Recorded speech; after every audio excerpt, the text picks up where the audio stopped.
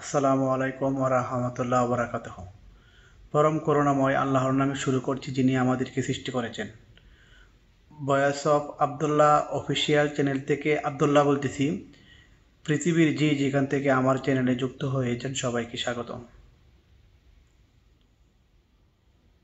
বর্তমানে সমন্বয়কদের মধ্যে যে উত্তেজনা এবং মারামারি কাটাকাটি, যে একটি আন্দোলন চলতেছে ভিতরে, সেটি কিন্তু প্রকাশ্যেও আসতেছে এবং গোপনেও তা হচ্ছে।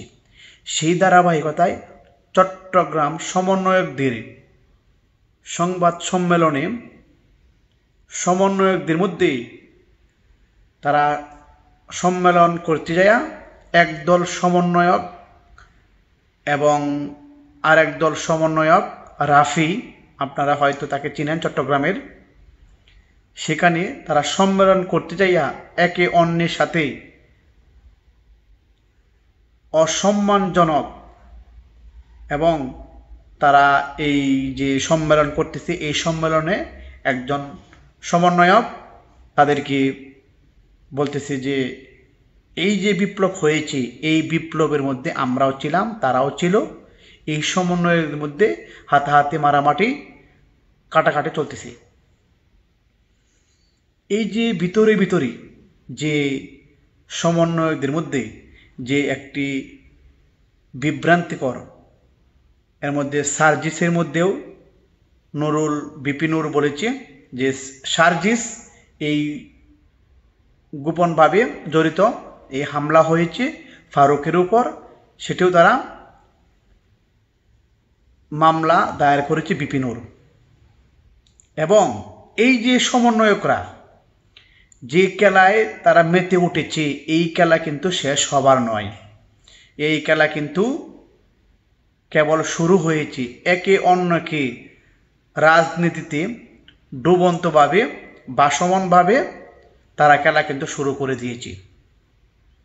এদিকে হাসনাত আব্দুল্লাহ, সেও কিন্তু একটি বিরাজমান প্রক্রিয়া বর্তমানে লুকায়িতভাবে আছে। তাদের ভাসমান চেহারা দেখা যাচ্ছে না। তারা কিন্তু একে অন্যের সাথে গোপনে এবং প্রকাশ্যে তাদের দ্বন্দ্ব কিন্তু বেড়েই চলেছে। এভাবে সমন্বয়করা এখন বর্তমানে একটি কুসংস্কার শব্দ রূপে তৈরি হচ্ছে গণমানুষের মাধ্যমে, যে সমন্বয়ক আসলে এরা জঙ্গি হামলায় জড়িত, ওরা পাকিস্তানি রাজাকারের মতো ব্যবহার করছে।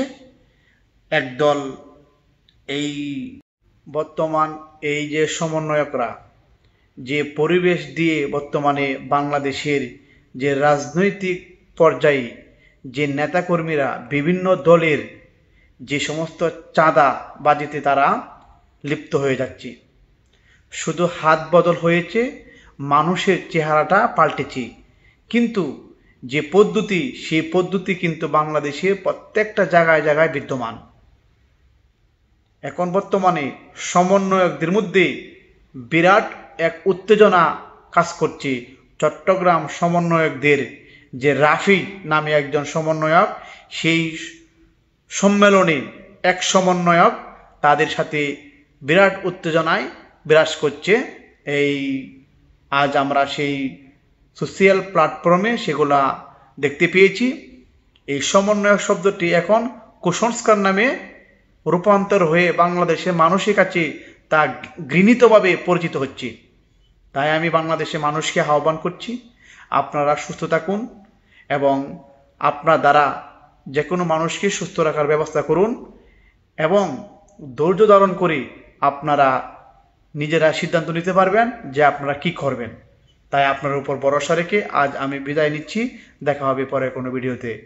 আসসালামু আলাইকুম ওয়া রাহমাতুল্লাহি ওয়া বারাকাতুহু।